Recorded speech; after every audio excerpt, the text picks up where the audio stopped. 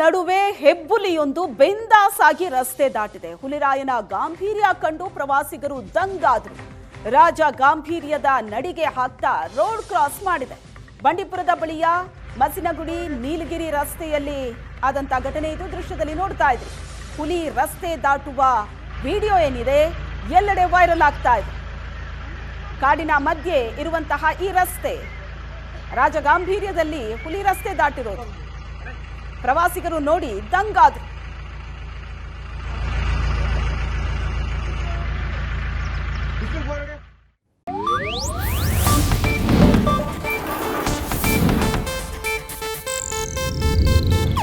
ಇದು Asianet news network ಪ್ರಸ್ತುತಿ.